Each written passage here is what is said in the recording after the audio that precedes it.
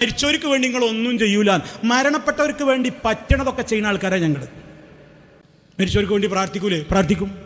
പ്രാർത്ഥിക്കണമല്ലോ. ഖുർആൻ പറഞ്ഞില്ലേ അങ്ങനെ പ്രാർത്ഥിക്കുന്നവരാണ്. മയ്യിത്ത് നിസ്കാരം നിർവഹിക്കുന്നില്ലേ? അവരെ ഖബർ സിയാറത്ത് ചെയ്യുമ്പോൾ അവർക്ക് വേണ്ടി പ്രാർത്ഥിക്കൂലേ? നിങ്ങൾക്ക് യാസീനോട് വെറുപ്പല്ലേ? ഫാത്തിഹനോട് വെറുപ്പല്ലേ? മയ്യത്ത് പുറത്തേക്ക് എടുക്കുന്ന സമയത്ത് ഇങ്ങനെ ഒരു യാസീൻ ഓതണം എന്ന് അള്ളാന്റെ റസൂൽ സഹാബത്തിന് കാണിച്ചു കൊടുത്തോ? എന്നാൽ ഞങ്ങളത് ചെയ്യും. അങ്ങനെ ഉണ്ടോ? അങ്ങനെയല്ലല്ലോ. യാസീനോട് വെറുപ്പുണ്ടായിട്ടാ, ഫാത്തിഹനോട് വെറുപ്പുണ്ടായിട്ടാ. മയ്യത്ത് കൊണ്ടുപോകുമ്പോൾ നിങ്ങൾക്ക് ലാ ഇലാഹ ഇല്ലല്ലാഹിനോട് വെറുപ്പാണ്. ലാ ഇലാഹ ഇല്ലല്ലാഹിനോട് എന്താ സുഹൃത്തുക്കളെ വെറുപ്പ്? എത്രയും ചൊല്ലുന്നത് പുണ്യല്ലേ? പക്ഷെ മയ്യത്ത് കൊണ്ടുപോകുമ്പോൾ അങ്ങനെ ലാ ഇലാഹ ഇല്ലല്ലാഹ് ലാ ഇലാഹ ഇല്ലല്ലാഹ് ഇങ്ങനെ ചൊല്ലിയിട്ട് കൊണ്ടുപോകണമെന്ന് മുത്തു മുസ്തഫ പഠിപ്പിച്ചോ? അങ്ങനെയല്ലല്ലോ. അങ്ങനെ ഉണ്ടെങ്കിൽ ചെയ്യാലോ.